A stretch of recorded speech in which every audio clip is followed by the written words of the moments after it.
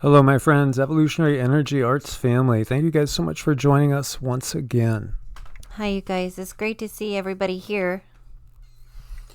I think one of the biggest challenges of our time and of any time is trying to find some sort of way to get unified. And, when we could be unified, we can just basically do almost anything. But we've been so conditioned by society in so many ways, and especially through politics and religion, which obviously are the two things that get people most riled up. So obviously this will not be a popular, 97.8 or 99% thumbs up video live stream. But at the same time, it's got to be said.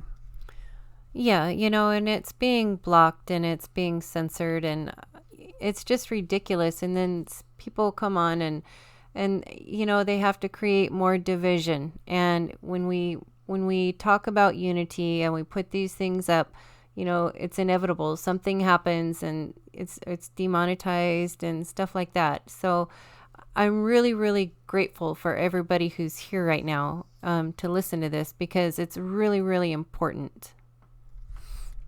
Yeah, because, the powers that be are real. And, there are dark forces that are in control of our reality to a degree.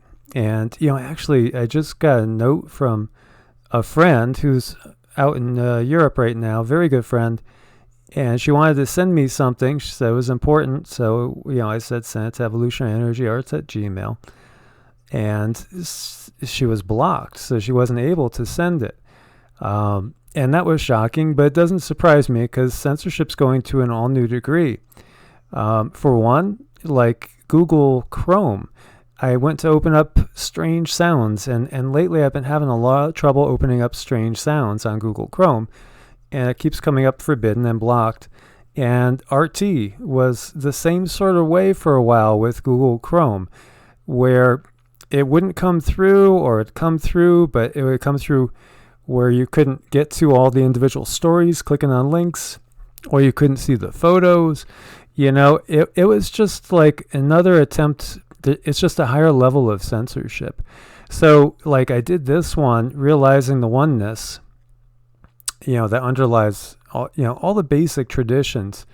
And of course, this comes up limited as far as monetization. So they're not monetizing it now.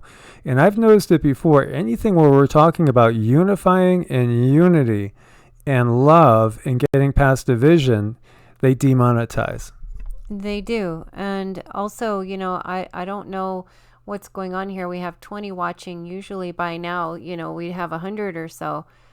So there's definitely something up, especially when I saw that someone was blocked from sending Michael an email, and she's such a very dear, dear, wonderful friend, and Michael would never block her, not in a million years. So something's up. Yeah, it's part of everything that's going on, and the censorship's going to an all new degree. So one of the big ways they have controlled us is through religion, honestly. And so, are there truths in the Bible? Sure, there's truths in the Bible. Are there truths in Islam? Sure. In Hinduism? Yeah. Jainism, Sikhism. We could go on and on and on with all the different religious traditions. And sure, there's truths in there. But as far as, when we really look into it, and especially when you go into the Old Testament, and it's just, there is so much darkness in the Old Testament, and there's so much of a divide and conquer mentality that extends forward to this day. And so, I just want to point it out because a lot of people don't recognize what's going on, and it's gone on the whole time. Blockchain is happening already in the U.S. Yeah, no notifications. Yeah. I guess Diamond just had one, and it had blocked a moderator, which I didn't do. Yeah, there's a lot going on in here, and it's part of the control grid. The control grid's really, really strong, and honestly, I think the people that are the scariest are people that are fundamentalist in their mindset, because these are the people that have followed the world down a dark path many, many, many times. When we look at the mindless slaughtering that has gone on in the name of different religions, in the name of different political ideologies, it's really dangerous to have that type of mindset. It's extremely dangerous, and there's so many people that have been abused on such a horrific level, all in the name of certain so-and-sos, and I'm not even going to say the name, but this is where, I just love this man sitting next to me on my right, who can just totally hang his hat and like pick apart things in almost any book and, point out the parallels so that other people can see, well, maybe your way isn't the only way. Maybe there should be another way. Maybe you should consider this, because the more people we can wake up, the less people are going to get hurt and harmed. Yeah, and thank you very much, dear.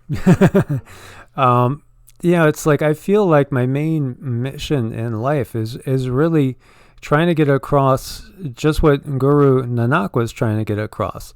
That basically source, God, lies in all of us. So there should be respect for all life. And, we have to get to the point where we could really work together. And it's been basically something that the powers that be don't want to have happen. They don't want it to have happen at all. And, so you guys are familiar with Albert Pike, right? So a lot of people believe this was legit, and some people say it wasn't legit. I think, to me it rings true. And Albert Pike was a Mason, 33-degree Mason, and he was a big insider, and he wrote a letter to his friend, Mazzini, and it was actually on display in the British Museum Library in London, and it was written in 1871, right? And it was on display in like 1925. And in this letter, he talks about 3 world wars are going to come about. 3 world wars. And they're going to be formulated and manifested by the Illuminati and by the agents of the Illuminati. And so you see right here, he says, the First World War must be brought about in order to permit the Illuminati to overthrow the power of the czars in Russia and of making that country a fortress of atheistic communism. So again, now here they're going to put communism over in this corner, and then they're going to create the antithesis to it in a different spot, get them to face off and create a war. As we see here, the divergences caused by the agent tour, the agents of the Illuminati between the British and Germanic empires, will be used to foment this war. At the end of the war, communism will be built and used in order to destroy the other governments and in order to weaken the religions. Students of history will recognize the political alliances of England on one side, Germany on the other, forged between 1871 and 1898 by Otto von Bismarck, co-conspirator of Albert Pike, and were instrumental in bringing about the First World War. Second World War must be fomented by taking advantage of the differences between the fascists and the political Zionists. This war must be brought about so that Nazism is destroyed and the political Zionism is strong enough to institute a sovereign state of Israel and Palestine, not God restoring Israel to Palestine, but actually the Illuminati doing that, making that happen. During the Second World War, international communism must become strong enough in order to balance Christendom, which would then be restrained and held in check until the time we would need it for the final societal cataclysm. And that is basically putting the Christian world to fight against the Islamic world, in which case, the Zionists are then destroyed, and that'll bring back a paganistic type of worldview with the pure doctrine of Lucifer finally brought out into public view. So is it real? Isn't it real? Well, I mean, that's the modus operandi that we've seen. Oh my gosh, is it real? Still, look at the numbers watching. We've never had this low, and it seems like it's getting worse and worse every time we put up something talking about unity and love, and it's even getting harder to share things on Facebook. It's a little bit ridiculous. I can share one of his videos one moment, and then the next moment I can't. And so this is getting really real, you guys. It's I mean, wow. Yeah, I was trying to share a post by a friend of mine, just like sharing some things happening with their kids, and they wouldn't let me do it. So, this is part of what's going on. It's huge, but basically they want to keep us always divided. It's divide and conquer, keep them divided. How do you keep them divided? The political idealism and religion. That's how we keep them divided. Spirituality, is something, the higher levels of spirituality will overrule all the dogma of religion, and they can't have that. They can't have us knowing our own power. So there was like a comment one lady said when I did the Guru Nanak video, just basically saying, well, we're all sinners, we're all worthless, we all deserve to die. What a horrible mindset, but that's been indoctrinated into these people's minds. And, so often it really is people that are growing up in poverty, people that, haven't done that much educational work. They're just going by what their parents taught them. They're believing to it viciously. And yet when we look at history, we see atrocity after atrocity that has happened in the name of God. And I keep going back, to the Tower of Babel. And look, the Lord said, look at what the people are doing, right? If they have begun to do this, meaning a tower, a city, they're all unified. Everybody was unified. And the God of the Old Testament said, we can't have that shit. So, it's just fascinating to look at it. It's all right there. The people said, the people were as one and unified. Let's go all the way back to 4. Let us build for ourselves a city with a tower that reaches to the heavens, that we might make a name for ourselves and not be scattered all over the face of the earth. Then the Lord came down to see the city and the tower. Okay, again. Is it the omniscient source of everything that's going to have to come down from anywhere? That's, obviously not the case. And so, the Lord came down, saw the people were united and as one, and said, we can't have this. Come, let us go down there, meaning those with the Lord, quote unquote, meaning, the Elohim perhaps, but everything is so twisted. The Anunnaki, those from whom the heavens came, well, let's go down there. That would kind of make sense, that this God of the Old Testament is one of the Anunnaki. That fits the bill pretty well.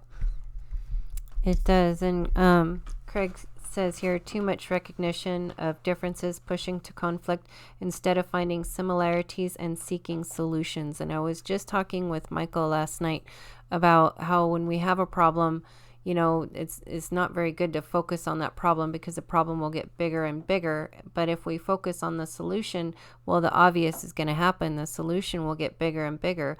It would just be super wonderful if we could all, take a moment, maybe meditate on a solution for this censorship, focus on the channel a little bit and a little bit of growth, and on each other's growth as well. So we talked about like early Christianity and how it was just so diverse. There were over 200 gospels. We have 4. And the 4 that we have, we really don't even know how accurate they are. And so what happened was the Gnostics were seriously persecuted.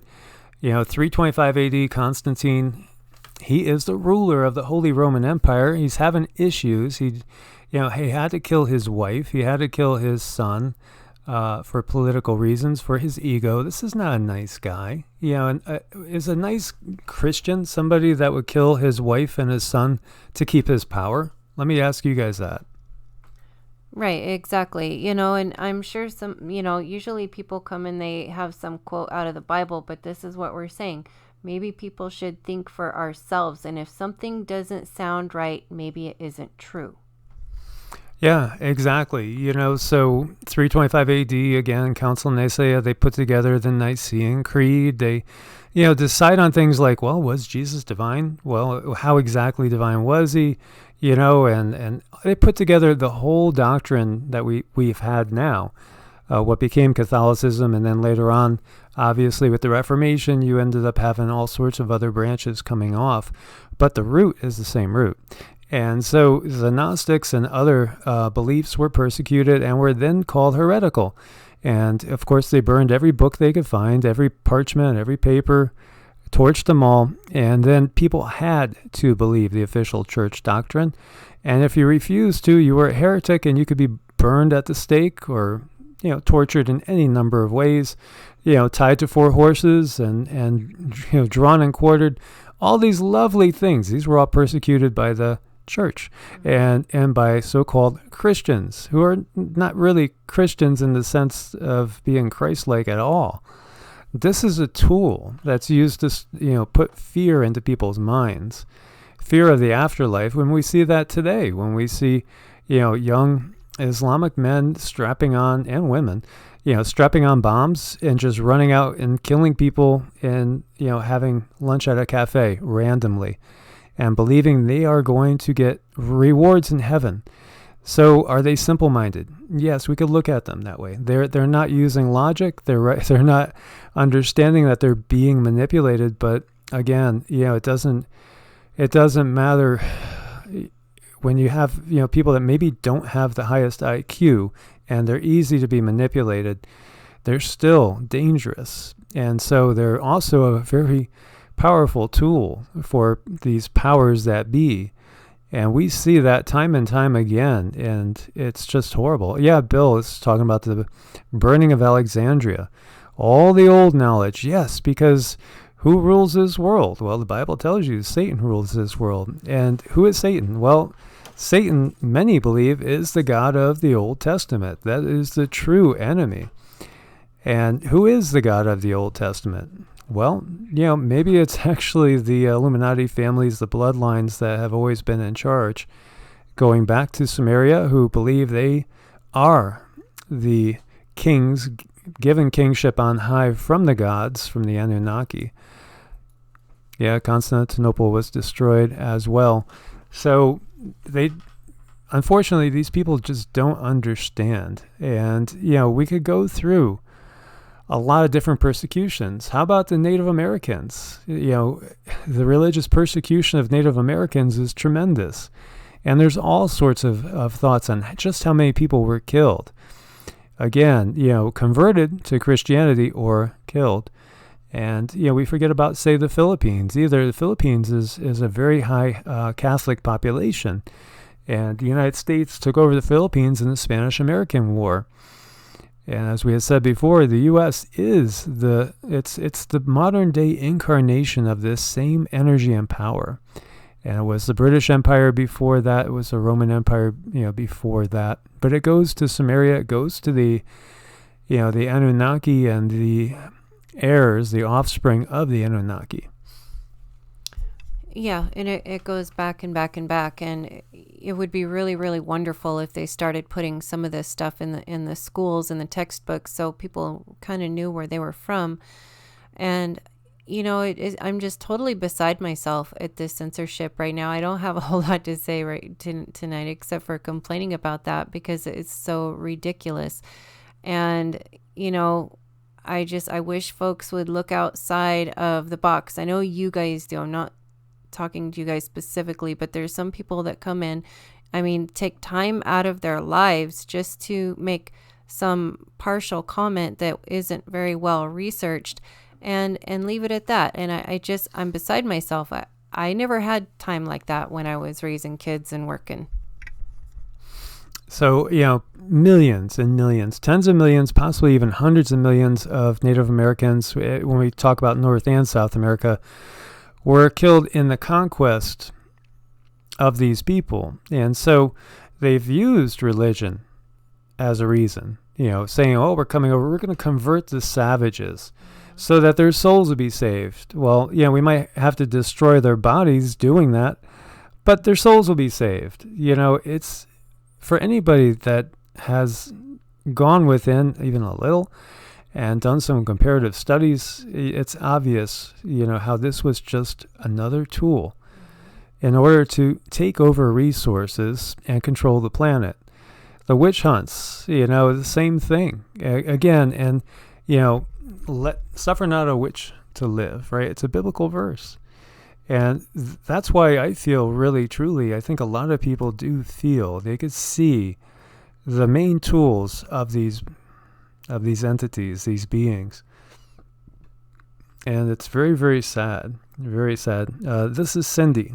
Cindy is my wife. And she's been doing the lives with me for months now. Obviously, a lot of the people that were accused of being witches were people that they just wanted to get out of the way, or people got jealous of. A lot of them were natural healers, people that knew how to heal people naturally, knew herbology, and perhaps were shamans and could work between the worlds. And so you have this fear of Satan and the devil, and everything is blamed on Satan and the devil, and you might be an agent of the devil too. We better dunk you until you pass out and then give a confession. Then we'll burn you and finish the job. This is so horrible, and yet there's people that still defend this to this day. Were there 50 million people really killed in the Inquisition? Think about this. There have been more deaths that have come out of the Abrahamic traditions than any other, without a doubt. Without a doubt. There's no denying this or debating this. And yet, there's the whole mindset of Christian persecution, but it's been people doing the persecution in the name of Christianity, which, again, if somebody slaps you, give them the other cheek. That doesn't sound very Christian, going out and conquering. And Constantine himself had a vision, and he was told to conquer in the sign. I don't buy it. Not at all. And when we look at Genesis and everything, there's anybody that's reasonably minded can just pick us apart so easily. So then the man and his wife heard the voice of the Lord God walking in the garden in the breeze of the day, and they hid themselves from the presence of the Lord. And they heard the sound of the Lord too, walking through the garden.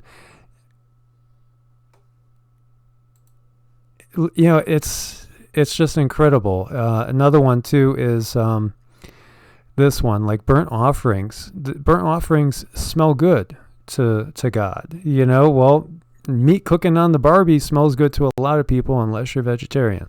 Mm-hmm. Yeah, it does. It's so strange how these things are still believed to this day, and if we question it, we can get, like, I don't know, banned from the church, or you can get shunned, and if you live in a small enough town. And this is it's abusive. It's abusive that people cannot freely just believe something different, and it's just not fair. I'm just beside myself today. Sorry, guys. Yeah, I just find it's so distasteful. Okay, so Nate says God is a jealous God.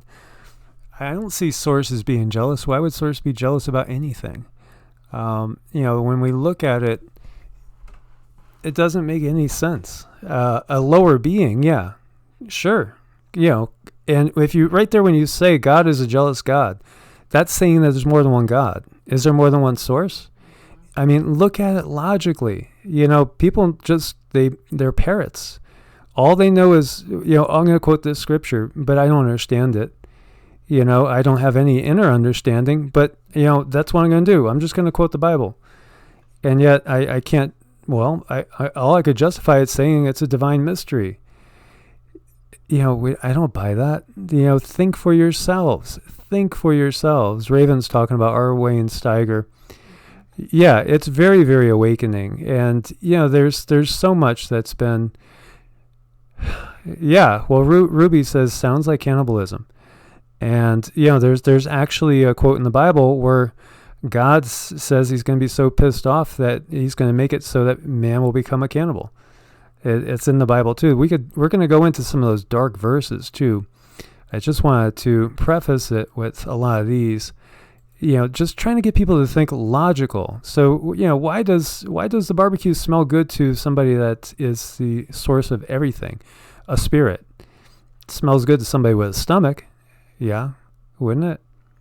So, why in 2 Samuel does God put it into David's mind? God tells David, no matter what you do, do not take a census. Don't count the people. Don't do it. And then later on, he gets ticked at David.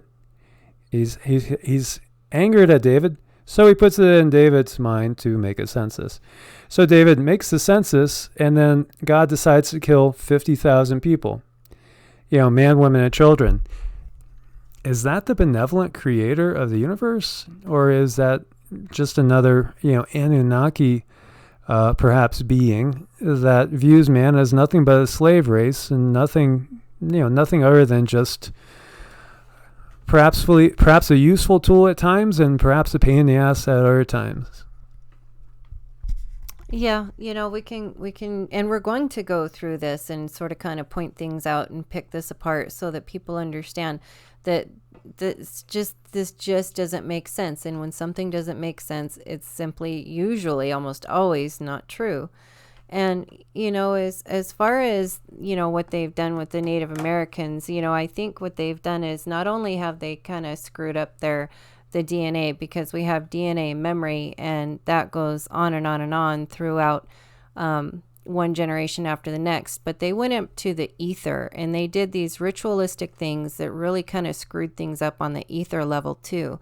So, I think prayers to put things back together would be a really, really good thing to do. At least that's what I do. That's something that I do to help sort of piece things back together, because they went really far out of their way to screw a lot of people up. I really wonder too if the people that believe in this manner, if God actually landed, and came out of some sort of ship and was just basically an advanced being, and and when we're talking about God of the Old Testament here, would you still just go along with him? Because I think a lot of them would. I think a lot of them, knowing that this is not the creator of the universe, this is just simply perhaps one of the Anunnaki, Enlil, or who knows whatever being it is. If it turned out that it was just another being, I still think a lot of them would follow him. And I think because it's fear-based, they would still root him on and say, yeah, go ahead. I share with you guys that when I was going to Bible study, when I was like 19, and the guy that was my Patreon, so to speak, when he basically said to me, and I had some questions for him about how do you vision, when God returns, and what are you going to be doing? Well, we're going to be up in the clouds, looking from the clouds, looking down, and I'm going to be saying, yeah, God, go kill those sinners. And then at that moment I thought, oh man, you are really screwed up. You are really screwed up. There is something wrong with you to think that way, but you've been so conditioned.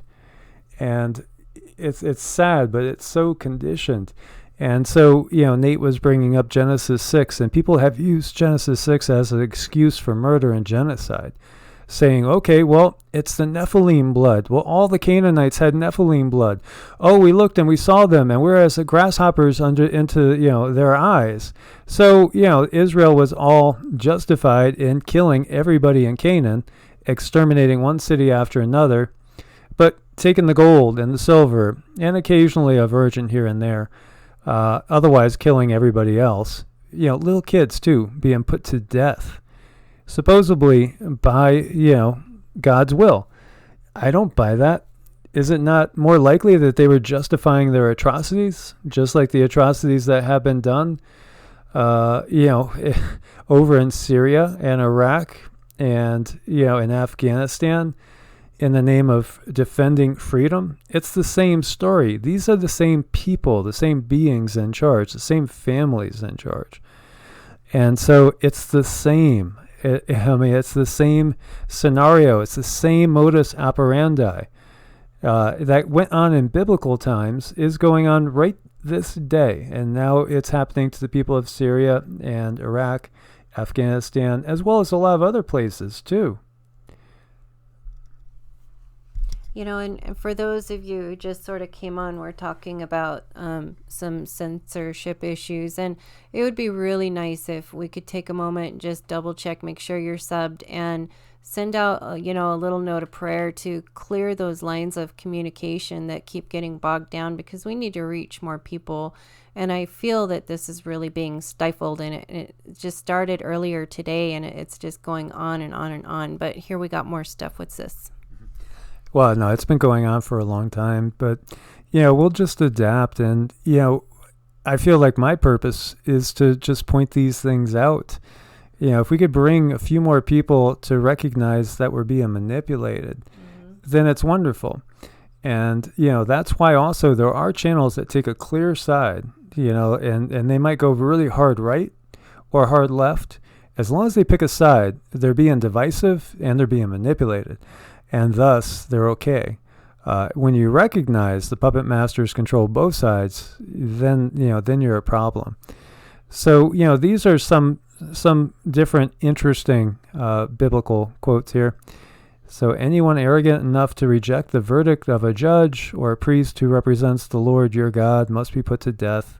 Such evil must be purged from Israel. So, if you question authority, you must be put to death. And again, this tells you the whole story. So, we had seen with the Catholic Church, if you were wealthy enough, you could buy yourself an indulgence. You could have maybe committed manslaughter, where a poor guy would have been immediately put to death. But if you're rich, you could buy your way out of it. You could get a divorce where nobody else could, if you had the money to pay the indulgence to the powers that be. Yeah, I mean, things really haven't changed much, have they? No, they haven't. But that's because we're in the same system. And so recognize where the power has come from, and recognize, how we're being controlled. So, yeah, Nate, and that's because these are beings. These are not, it's not the God that creates the universe and the multiverse. These are just beings. These might just be just men. So people are unaware that they have entertained angels. Yeah, flesh and blood angels, that can have sex as well. So we need to be very aware of that. This has been so twisted, so twisted. Again, why would burning flesh make somebody hungry if you are a non-corporeal being? And so you shall not let a sorceress live. And you should kill all the homosexuals. If a man lies with a male as well as with a woman, both of them should be put to death. Kill fortune tellers, because we don't want to have anybody that has any sort of intuition being around. If you have psychic abilities and you could see the truth, then you should be put to death by stoning. Whosoever strikes his mother or father should be put to death. For cursing parents, you should be put to death. Adultery, you shall be put to death. Fornication, you shall be put to death. If you follow any other religions. So whoever sacrifices to any god except the Lord alone shall be doomed. Kill non-believers. They entered into a covenant to seek the Lord, the God of their fathers, with all their heart and their soul. And everyone who would not seek the Lord, the God of Israel, was to be put to death, whether or not great or small, whether man or woman.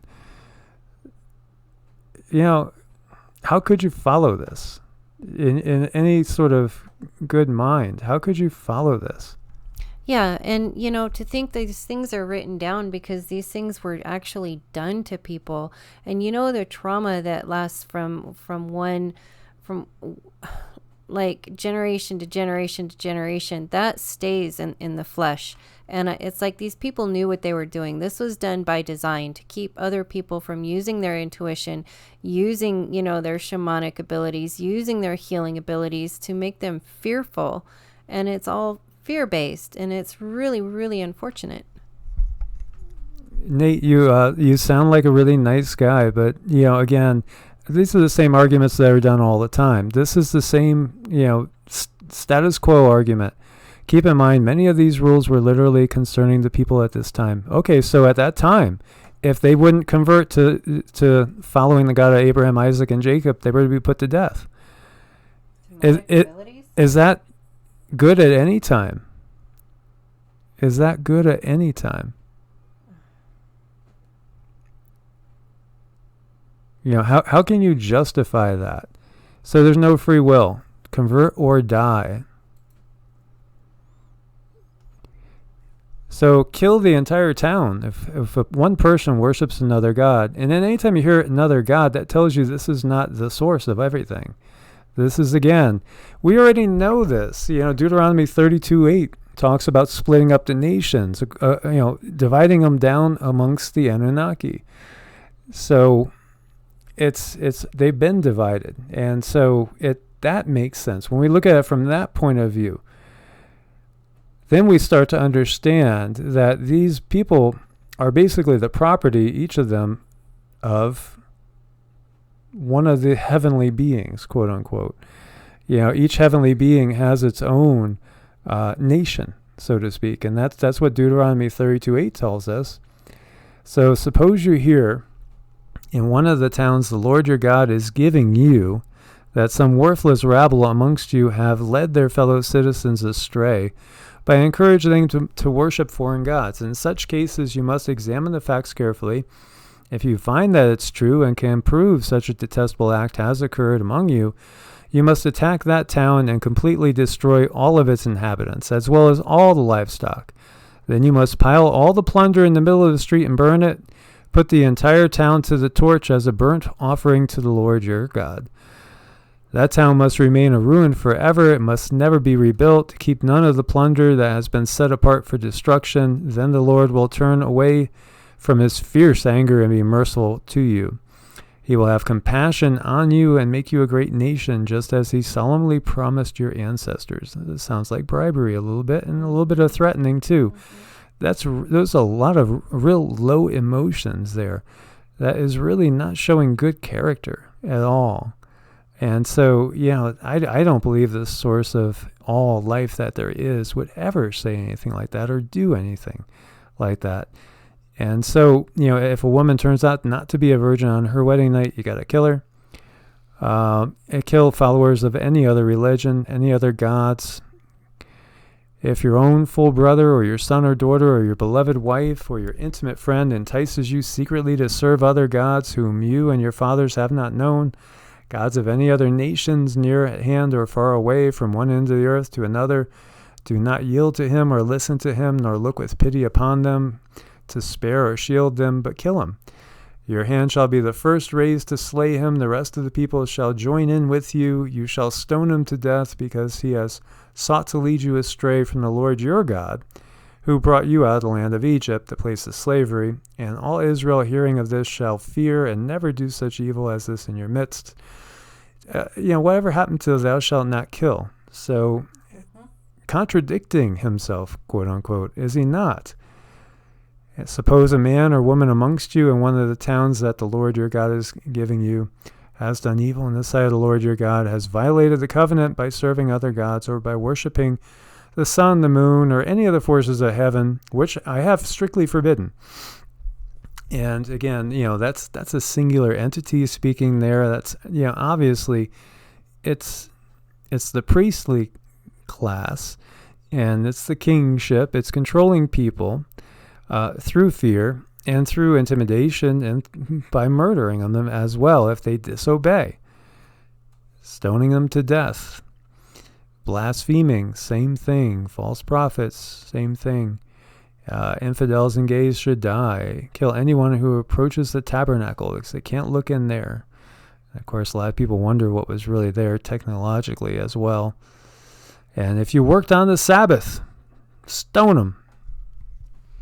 Yeah, and it goes on and on and on. And again, just because, they wrote these things down because this is what was done. And this is what we're trying to undo. And it's really important to me personally to help wake people up and break people out of this matrix box, because stuff like this really, really hurts people. Not just one single person, but it hurts the children and generations to come. I mean, something needs to be done. Nathan's asking me if I'm going to take the mark of the beast. And we could get into all that too. And that's another thing that slipped my mind because I was going to do a whole series on it. you know, I want to get out of the system, because the system is the beast system. And so that's like the whole idea of, you know, being able to live out of 150 square feet and just getting used to that. And that's still the plan. And, you know, when these channels get taken away, because it will happen at some point, we still have Brightian and BitChute, but it'll be a blessing in many ways to unplug and to just get out of it somewhat, get out of the mix, most definitely. And so when we look, there's more to go in there. There's so much to go. You know, this one kills me, and I've mentioned this before. So Elisha goes up to Bethel. When he was on the way, some small boys come out of the city and jeered at him. "Go up, bald head," they shouted. "Go up, bald head." Now this is the prophet Elijah, who is thought of in such a wondrous way. The prophet turned and saw them, and he cursed them in the name of the Lord. Then 2 she-bears came out of the woods and tore 42 of the children to pieces. Oh God, the Lord is good. This is just terrible stuff. These are not like fairy tales. I mean, these are not children's stories. These are things that actually happened, that people actually did. And, you know, nothing, and it's worshipped and it's preached as high and mighty and the way to be. What it is they haven't even read what they're always talking about. They have no clue what's in it. They have no explanations for this stuff, so they just call it's a mystery of God. It's divine mystery. You know, but the sad fact is that people that could believe in this without reading it, without really going deep and seeing things that don't make sense, they're easily manipulated, and they are the ones that are easily, that will go off to war, that will kill innocent people, you know, that will think they're doing the right thing, that will light the first torch and throw it in the pyre that's either burning Gnostics or burning witches or burning Native Americans, you know, any of these you know, different things that we've seen happen from the Inquisition on down. It's just really, really sad. But, you know, there again, it's the same people that are strapping on bombs and running into shopping centers and blowing themselves up, expecting to get 200 virgins. Yep, exactly. So it just shows really a lack of understanding, a lack of insight, a lack of knowledge, and, you know, a lack of ability to discern. There's no discernment here. No discernment. So here we see, and he smote the men of Beth Shemesh, because they had looked into the ark of Jehovah, and he smote the people, 70 men and 50,000 men, and the people mourned, because Jehovah had smitten the people with a great slaughter.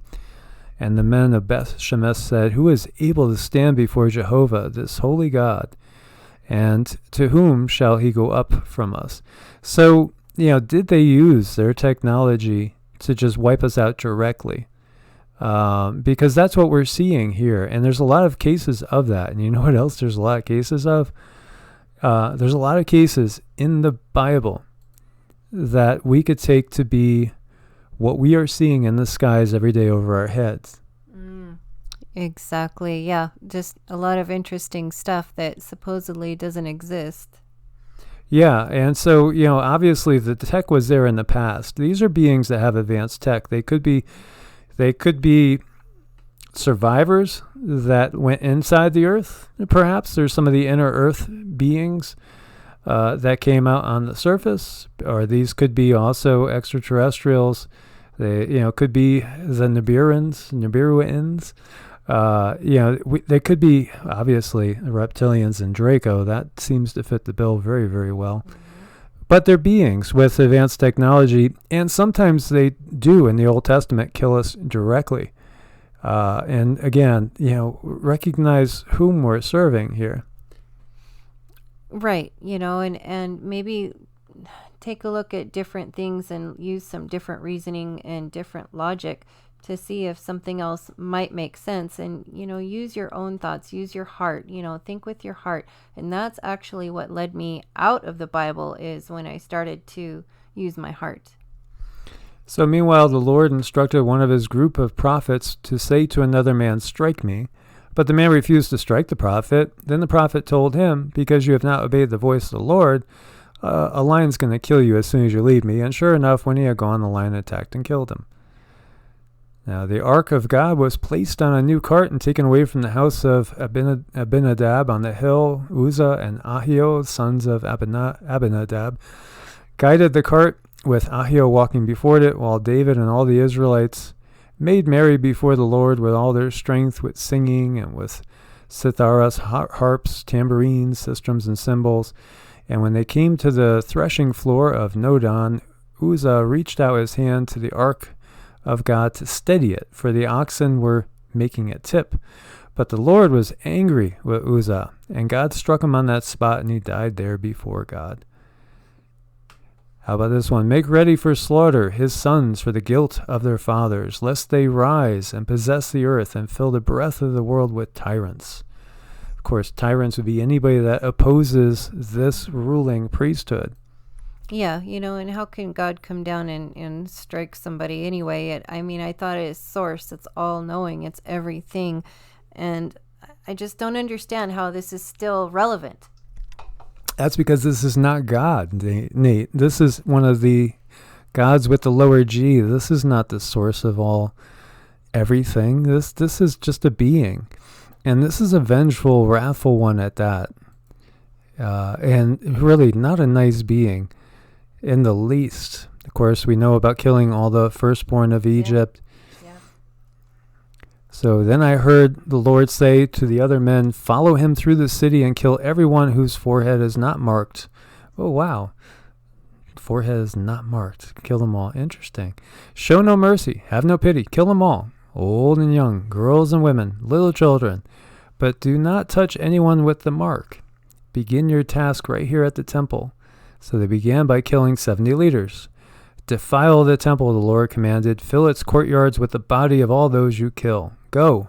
So they went out throughout the city, and they did as they were told. You are my battle axe and sword, says the Lord. With you I will shatter nations and destroy many kingdoms.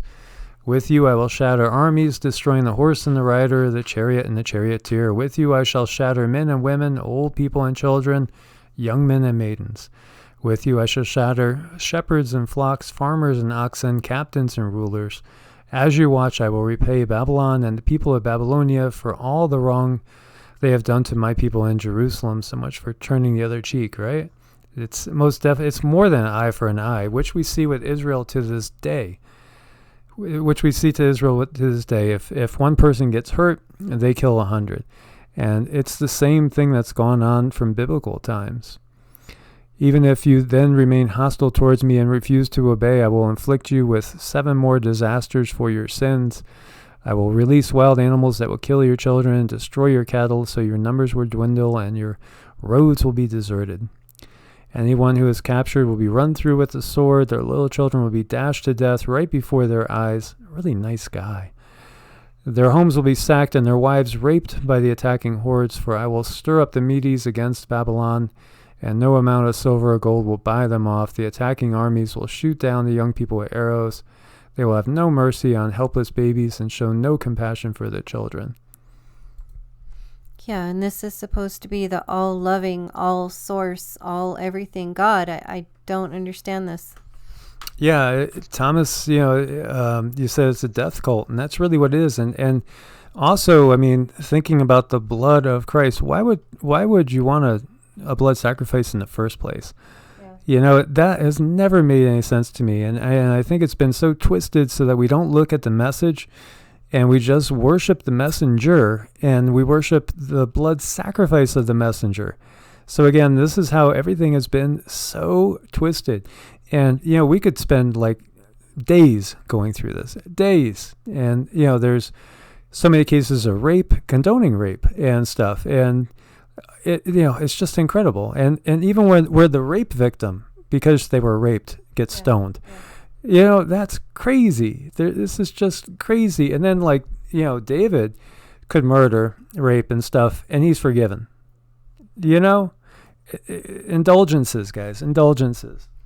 Yeah, Violet Melon says, shoot the messenger. Yeah, that's probably going to happen. And don't forget, we have another channel, EE Arts, if you don't see us tomorrow. Yeah, so, that's... Normally I would have put the Guru Nanak piece on EE Arts, but, it's like I feel like there's just not a lot of time left, and I feel like there's too many people that have their heads in sand. And it's time to like stir the hornet's nest a little bit, and get people to start to actually think for themselves, not be fear-based, but actually think for yourself. Yeah, Ruby, it sounds like the Purge. Well, the Purge is in the Bible. I mean, look at this stuff. It's horrible. And when we start looking, this is all about power and control. And so, people don't even recognize that there's different sources in the Bible. There's what we call the Yahwist and the Elohist and then the priestly. And so there's different groups that wrote it in the first place. As we said before, they never wrote down vowels, right? So take any sentence, right? All right, this is Encyclopedia Britannica. If you take out all the vowels, how long would it take us to get that right and know what it's saying? Well, all the vowels were taken out of Hebrew writing, so you didn't know. It was up to it was up to the priestly caste to interpret. So again, things could be changed, but there's a lot of things we'd want to change. I mean, we could just keep going on and on and on. So they must be divided, the spoils they took. There must be a damsel or two for each man, spoils of dyed cloth, as Sisera's spool, an ornate shawl, or two for me in the spoil. So this is out of the book of Judges, talking about, the spoils of war, and it's okay. Take sex slaves. It's okay. It's condoned in the Bible. Slavery is condoned many places in the Bible. And people will say, well, that was then, this is now. You're following something that's archaic and brutal. And, there's honestly less good than evil in there. Yeah, it's pretty bad, especially with the certain kinds of abuse, because that's a whole nother animal, and that needs like a whole nother type of therapy to try to deal with. And there's tons of that kind of abuse in there. And that really, truly, I mean, that's a cyclical thing. That just doesn't stop. It doesn't just go away. Exactly. And so, a very, very good thought here, and very accurate. Sweet Prince says the Old Testament God sounds like a demon. Bingo. Bingo. Now, also, when we look at the New Testament, many people don't feel that Paul was right on, and that Paul is also somebody that has been put in there to kind of twist the direction of the New Testament. And when you take all the writings, that there are from Gnostic sources and other sources that are non-canonical, they far exceed what we have in the New Testament. Yeah, the New Testament's only 22 books, so it's not much at all. There was 200 different there were 200 different gospels alone, so it's just such a small, tiny little piece. It's such a small little piece of the real teachings, that were there. And again, it's all been done. It starts with Constantine. As far as our modern Bible starts with Constantine, obviously, to me, the Old Testament was basically a way of controlling a tribe and then justifying the atrocities of that tribe, in which these beings then spread out, and we have what we have here. And there is no way that the God of the Old Testament is the creator of all. And in fact, Yahweh was married, as we see here. Yahweh's divorced from the goddess Asherah in the Garden of Eden. So, everything has been so covered and so twisted. Originally, they were not monotheistic. But there again, it's another part of the twisting of everything. And so Asherah was the consort of Yahweh. And what happened was there was, as we were saying, there's different camps. There's a Yahwist camp, And so, as we were looking at here, the author known as the Yahwist, because he was the first author of the Hebrew Bible to use the name Yahweh for God. And that's a tetragrammaton, the Y, the H, the W, and the H. The Yod, He, Vo, He, without the vowels, because the vowels weren't in there, so it was assumed it was Yahweh. And so when we're talking about Jehovah, that's the Latinized version. Just like technically there was no Jesus, as in, the name Jesus. Some would say Joshua. Because Jesus is basically the Hebrew Joshua. But then we could get into Yehoshua, and we could get into all sorts of different things. Iesu. And then we could even, look over to the east as well. So there was a Yahweh source, and there was an Elohist source, and then there's the priestly caste, which comes in last, as far as when we're looking at the dating of these things. So the Yahwist most clearly set out his anti-Canaanite views at the beginning of the version of the Ten Commandments. So, that's all about warning them not to intermarry, don't worship their deities, etc., etc. Tear down the Canaanite altars, pillars, and asherahs, which are wooden poles, stylized trees, and sanctuaries that were the object of their goddess Asherah, cult object. So interesting how, there is a cult here, and the cult has been the Catholic Church the whole time, and it does trace back to the Old Testament as well. And it's interesting how, if it's the official in the power, so to speak, it's not a cult, but anything else is a cult. And so Asherah was basically the consort of Yahweh. And then they always merged gods. We see that this is something that's happened all throughout history where the gods end up merging. Because El was a separate god, El-Ayon, Yahweh, but they all kind of end up getting merged into like one being. And so El was the head of the Canaanite pantheon, and Asherah was the wife of El. So according to the archaeological evidence, people who came as Israelites were mostly native Canaanites who settled in the hills or what's now the West Bank. So it's interesting, and there's references to reincarnation as well, and most of that's been downplayed or cut out. Yeah, I'd like to hear more thoughts on reincarnation and, how that was downplayed because, why? Why did they downplay it? Why did they cut it out? What is there to hide? Oh, well, obvious. If you had to go to the priests, in order to be saved, if the thought is one life and then that's it, you're going to get judged, you're going to hell forever. Now, that holds a lot of power. If you knew that as soon as you die, you're coming right back to do it all over again, they don't have power over you. That's why they don't want reincarnation in the Bible, because they lose their control on the other side. So when they are able to control you here in the flesh by actually killing you or having your daughter raped or tortured or killing all your sheep, what have you.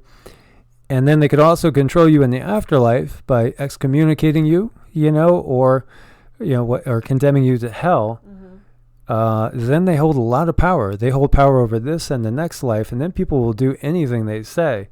Now, if you know that you're just going to die and come right back again, they're not going to be able to control you that way. Right. So, where exactly in the Bible, though, does it? It's just sort of kind of hidden. Is it like an undertone hidden thing? Well, people thought that Christ and John the Baptist were Elijah and Elisha coming again. And there's references to certain beings like that coming back again in the end times as well. So there's some of those. Was that the same Elisha we were just talking about? Yes. Yeah. Yeah. And thought that that's John the Baptist, and yet, he cursed little kids to get torn apart. Mm-hmm. I don't think so. I really don't think so. And, there's so much, too. And as we see here, God's wife edited out of the Bible. Almost. There's some things in there that you could still detect it. And, there's just so much that goes on here. So much. It's just brutal. It is totally brutal. So, and the mass killings of the Old Testament. The problem is a lot of people will just simply go and reread the Gospel of John. And, honestly, that was the most comforting thing to me. I always loved the Gospel of John. Mm-hmm. You know what? It's full of light. It's got a lot of gnosis in there. That's why, it's a little bit lighter than the other books in there. And so when we start looking at some of the other traditions, it's a very different story. So what if the reality is that we are all source, we are all part of source, and God lives within all of us? Well, then that means we're all equal, right? I mean, we're all kind of equal. I don't have to go to a priest. I don't have to perform rituals. I don't have to go to church on Sunday. No. Well, where's the power and control in that? Well, yeah, I mean, the oneness and the equality that we're all source light, that's a beautiful thought. Unfortunately, that's not the thought that makes the rounds or gets anybody popular. Yep. And so, like Raven talking to Nate, Raven says, "I love you, brother. Hope eventually you see through the lies and the great psyop." And that's all we can do. And we hope others would. So Kirk Plain says, "So you believe the Bible that you are critiquing?" Honestly, I have found more peace and love just going within with meditation and with a lot of different things, just in a non-judgmental group form. So, there's a lot of light and gnosis in the Gnostic scriptures, but there isn't so many different ones as well. That's where you got to recognize everything is written by man. I don't believe that the Bible is completely the Word of God, not at all, and especially because of all the atrocities that are in there. Mm-hmm. And so there's been so much deception and distorting, and I think with the Old Testament especially, it was a lot of justifying genocide, justifying taking people's land from them. I mean, well, hey, we see this land. This is the land of milk and honey. Everybody that's there, you got to get your ass out. Because why? Well, because God said it so. And who's God? Your God? My God? Mm-hmm. It's just, it's nothing but just justifying genocide and war and brutality. So it's not so much, do I believe it, or do you believe it, or does he believe it, or does she believe it? There's people out there that use this Bible for their own, purposes, and they harm other people. And I think it's important to point out that maybe certain things should be relooked at, or maybe they shouldn't be used to do certain sacrifices to other beings.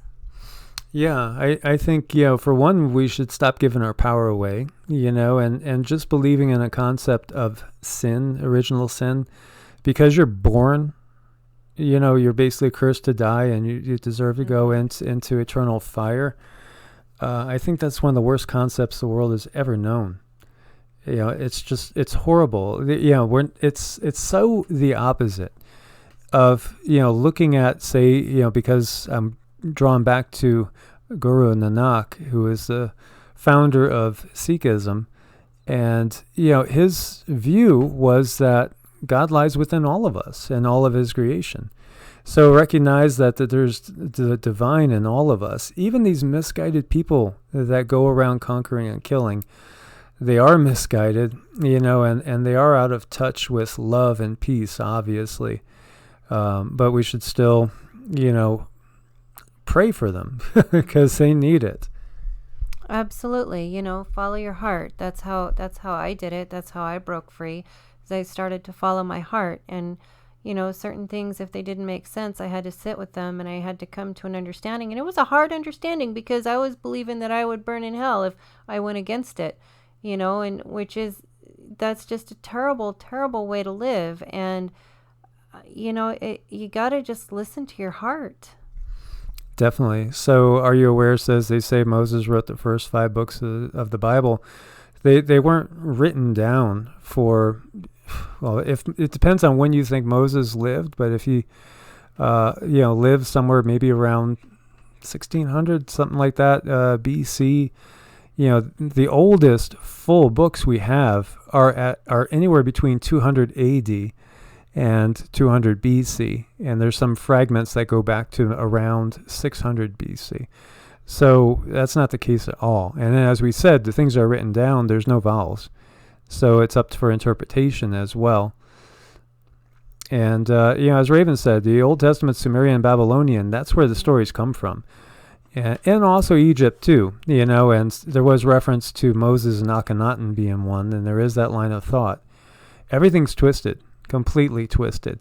And, what amazes me is that there can be people out here that will agree that things are twisted and believe there was a mud flood, maybe even just 400 years ago, and that believe our entire history is a lie, that the earth is even flat or what have you, and yet they believe the Bible is infallible. And so for me, that I just cannot understand at all. I really can't understand that line of thinking at all. Talk about picking and choosing, because there are direct contradictions in the Bible. There's tons of them, tons of errors, and it's going to happen because you got people, translating and retranslating, and they got to translate it because there's no vowels in it. And again, it's not even that old. No, it's not. And one of the things that really helped open my eyes was realizing that, hey, these stories in the Bible are, they're not that old. Plus, oh, wait, look here. These other people that are thousands and thousands of years older, they have the same stories. That if that doesn't help have someone open their eyes a little bit, I'm not sure what's going to.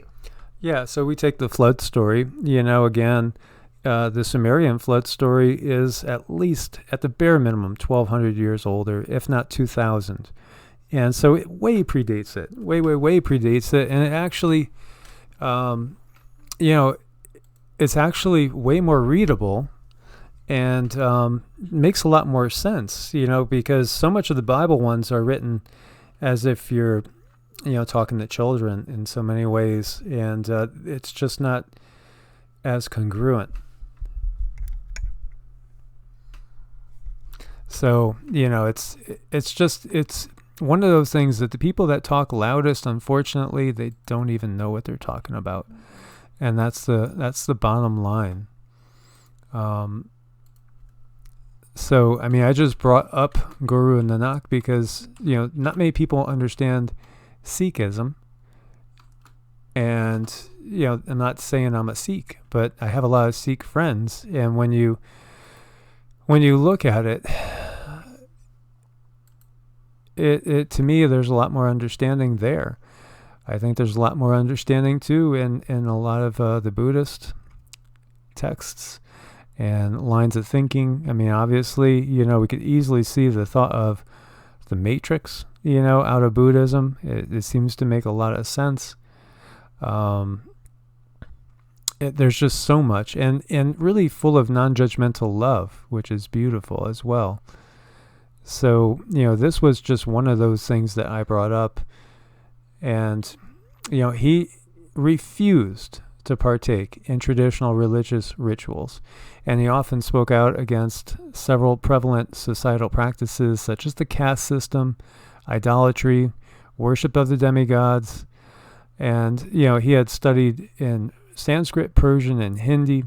He thought there was one source, it was alive in all of us, and it's in every single one of us. He thought all people were equal, completely equal, nobody better than anybody else. So, there's no power in that. There's no big church in that. And he didn't think we needed a church, period. And really his quote unquote church was just getting together with people and singing. Kind of like our hippies now, and like doing kirtans. And so, a very enlightened thinker. And as I said in the video today, I didn't even know who he was, but he came to me in meditation several times. And I just got the name, wrote it down, and this is going back probably about 10 years ago, maybe not even, maybe about 8 years ago. And then when I started to research him, it was like, wow, there is a Guru Nanak. And it looked like the one that popped up in my mind, when I was meditating, and it happened 3 times altogether. It was after the second time that I actually started to research it. And then I ended up making a friend with somebody who introduced me to kirtans and this whole way of being, this totally non-judgmental, all the, we're all basically, we're in search of source, and source lies within us. So that's where you go. Yeah, it's, it's self-realization is what it is. And it's a beautiful thing. And, those of you that came in late, we're kind of talking about censorship and about oneness. And if you don't mind just taking a minute, making sure you're subbed, because this started out really slow. Like, it took forever to get up to this many watching. And we're just trying to bring people together. We're trying to, separate the fear from the not fear and so on. I just want to be able to be who I want to be, know myself, figure out who I am without somebody telling me I'm a sinner and I'm going to burn in hell. Yeah, Chris, it's those folk gatherings that are so strong and beautiful. And so Asha Osha 77 says that in meditation she saw a guru, an Asian guru. So everything really changed for me when I started to partake in these kirtans. Honestly, it's just the love started to grow in me, and it really changed my consciousness. And the non-judgmentalism of it, and being exposed to people like Deva Premal and Snatam Kaur and Jagadesh, so many others, just the unconditional love that wells up in the unity and brotherhood. It's incredible. It really is incredible. And it's been the biggest blessing, and it has just so changed my vibrations. So, like doing a video on this, it's distasteful, really, to delve back into all this negativity and jealousy. And, my God will never be a jealous God, because my God's source, and it's the source of everything. It's light and love, and, it's unity and brotherhood and sisterhood. And that, again, is what Guru Nanak was all about. And he's just one. And again, he didn't even think that anybody should go convert to Sikhism or convert to anything. We just need to work on being a better person. It's all about being a better person. So for me, what I take out of the Bible is Christ consciousness. And I view it as, Krishna consciousness as well. I think it's just the consciousness of the higher self. It's all about living heart-centered and manifesting a heart-centered reality of compassion. Absolutely. It is. It's about the oneness in all of it. And it's about, not separating things, not making one thing better or bigger and stronger than another thing. It's about knowing who you are. It's about going within. It's about following your heart and letting other people feel okay with doing that too. Exactly. No judgments, and not being judgmental, let alone what we see here, where if people don't convert, they're put to death. Pretty bad stuff, definitely not something I would condone. And, one of the things I have to say to people too, that I don't think people ever think about, if people think that these politicians are evil and, they're Illuminati and stuff, why are they swearing on a Bible? Right. Exactly. Why are they swearing on a Bible? Think about it. Think about it. So I just want to thank you guys for joining us. I know it's a rough one, but at the same time, it's got to be done. And like I even told Cindy, in a moment of being a little bit frustrated, I guess, because I could get frustrated too. Anybody could get frustrated. Just I'd be open to debating anybody on it, as far as if they want to defend it, we could do that, and I'd rather focus on unity and love and all, and how we basically can get together as a society. But first we got to get our blinders off, because we are being played, totally played. And so we have to recognize it for what it is. And it's time to shed a lot of things. It's definitely time to shed a lot of this fear-based mentality. It is. And don't forget, we have another channel on EE Arts, just in case we were too brutal and you don't see us tomorrow. You know where to find us. And thanks for showing up, you guys. It was a tough one. It was a hard one, but I think it was very necessary, and I hope we helped some people. And also, guys, we let's see if I got my Patreon up, because I put a link there on Patreon.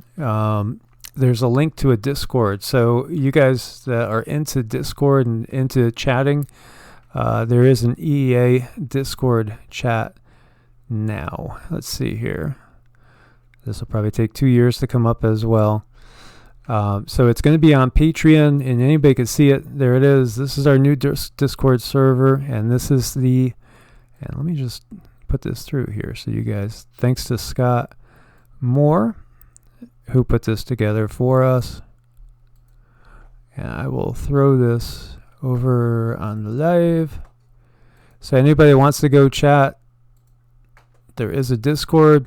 And then we're on Brightian and BitChute as well. So anything ever happens on YouTube, we will be over there as well. And then we do also want to start a Life on the Road RV channel, because that's where we're going. We're going on the road.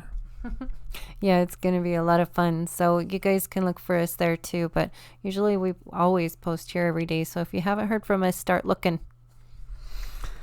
Well, thank you guys so much. Much light and love. May you guys be blessed with abundant peace, happiness, and wellness always. God bless and namaste.